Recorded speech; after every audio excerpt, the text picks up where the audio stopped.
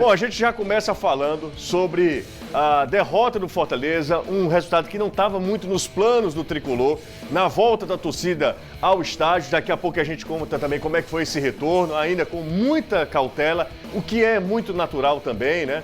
Afinal de contas, era um evento teste, mas o Fortaleza não fez um bom jogo, errou demais, o primeiro tempo foi bem ruim do Fortaleza e tomou 3-0 do Atlético Goianiense, uma equipe, como a gente falou durante toda a semana, a gente às vezes não dá o valor necessário, o valor que a equipe merece. Fez um jogo muito equilibrado e soube explorar os erros do Fortaleza, né, Caio? É isso mesmo, José. Primeiro, aquela grande dúvida, né? Quem substituiria o Lucas Crispim?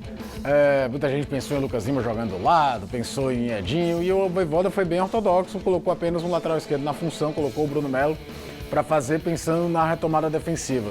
E aí, ao longo da semana, a gente pode conversar muito nessa queda de produção do Fortaleza. O gol é totalmente acidental, mas o Atlético já tinha criado duas situações bem interessantes de abrir o 1-0. Como o Fortaleza virou refém das soluções táticas que o Vojvoda encontrou dentro do elenco, né, José? Que aí, quando ele não tem, por exemplo, um dos zagueiros, ele se complica, porque nem Jussa mantém padrão, nem Jackson mantém padrão. Quando ele tem a ausência do Crispim, não tem ninguém que consiga manter o padrão. E aí a gente vê esse lance, o impedimento desse lance no VAR é ali, milimétrico. E curioso, principalmente nesse final do primeiro tempo, como o Fortaleza se tornou um time previsível na ação ofensiva, além de desligado defensivamente. Esse lance é muito claramente isso. Não importa se o cara não deu que a bola saiu ou não, o zagueiro não pode ficar se confiando na marcação, quase que o João Paulo faz o gol. Mas ficou um time marcado por isso aí. Cruzamento em diagonal para o Bruno Melo escorar. O lance mesmo do gol surge um escanteio por conta disso. Então um time que a gente se acostumou a ter uma aproximação, ter uma chegada mais forte, não conseguia, de forma organizada, de toque, abrir espaço, construir boas jogadas no ataque do Atlético. Na volta do intervalo, não sei se você vai concordar comigo, o Anderson também pode falar a qualquer momento, tá? Não estamos num monólogo aqui.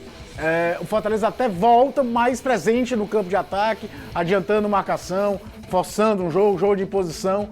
E aí veio talvez a pá de cal, né, José? O gol anulado, que a gente pode discutir bastante. Para mim, o Wellington Paulista não participa da jogada ao ponto de ter a anulação. E veio um 2-0 da forma que foi, com o Matheus Vargas. Mais um erro, né, cara? Entregando a jogada. Aliás, o gol era para ter saído antes, né? É um contra-ataque fulminante e o João Paulo erra a cabeçada. Na sobra, o que era para o Fortaleza montar o seu contra-ataque, o Matheus Vargas erra. E aí eu acho que o psicológico do time foi para o espaço. O Vojvoda até mexe, faz algumas alterações. Já tinha até feito algumas alterações. Aí o lance do gol anulado do Bruno Melo. Que para mim o Wellington Paulista não participa na jogada. É um gol que é meio de VAR querendo ser protagonista em alguns momentos. Mas não diminui a atuação abaixo do Fortaleza e outra. O gol do Atlético foi mais ou menos aos 28, certo? 2-0. O jogo teve 9 minutos de acréscimo. Dava pro time se reorganizar e buscar. O time praticamente não conseguiu criar nada depois do gol do Atlético. Sentiu demais o 2-0. Ficou desesperado, até chutou lá. E deu uma arrependida, né? Peraí que eu vou catar aqui e ajudar vocês, porque vacilei. Mas levou o amarelo por causa disso aí. E fica aí a situação, né, José? O time é muito refém da campanha espetacular do primeiro turno, mas aí aumenta o grau de exigência, até o Felipe Alves falou isso pós-jogo, mas para mim não é só isso. É também a história de um time, de um treinador que encontrou boas soluções táticas para fazer o sistema dele e que ele não tem reposição, não é nem altura, é de característica. Ele não tem ninguém que vai fazer a sobra como faz o Benevenuto. A gente viu na Copa do Brasil a dificuldade que é jogar ou com o Jussa ou com o Jackson. Só para explicar esse lance aí, pegou na mão do defensor, do Matheus, mas era fora da área, aí o VAR não entra. Anderson Azevedo, que pancada, hein, Anderson? O Atlético Goianiense chegou aqui, meteu 3-0 e manteve o tabu de nunca ter perdido para o Fortaleza aqui em Fortaleza, o que é muito paradoxal, né, Azevedo? É verdade, Gilson. Boa tarde a você, boa tarde, Caio, Danilo, amigo ligado aqui no Futebolês. Foi um sábado em que não deu nada, absolutamente nada certo para o Fortaleza. Era melhor não ter entrado em campo, teria perdido por WO os mesmos 3-0. Claro que brincando, mas foi uma atuação em que o torcedor ficou bem satisfeito. O time tomou o primeiro gol exatamente quando o Atlético era melhor.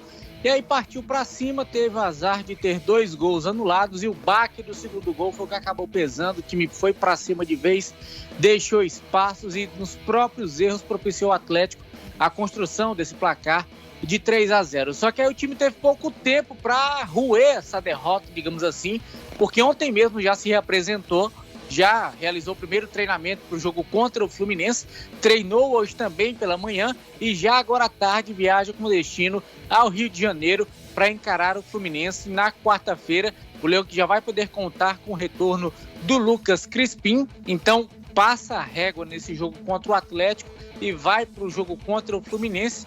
O Tinga disse agora na coletiva pela manhã que mesmo jogando fora de casa, o time vai para cima. Será que vai?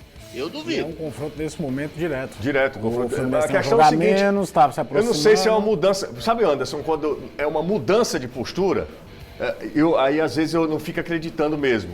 Jogar fora de casa contra o Fluminense, partir para cima do Fluminense, eu não sei se é uma mudança de postura em relação ao Fortaleza. O Fortaleza, ao longo desse campeonato, tem jogado de igual para igual, então não tem mudado muito a maneira de jogar, se dentro ou fora de casa. Eu acho que a gente precisa aprender uma coisa, e aí a gente, a torcida, crônica, todo mundo.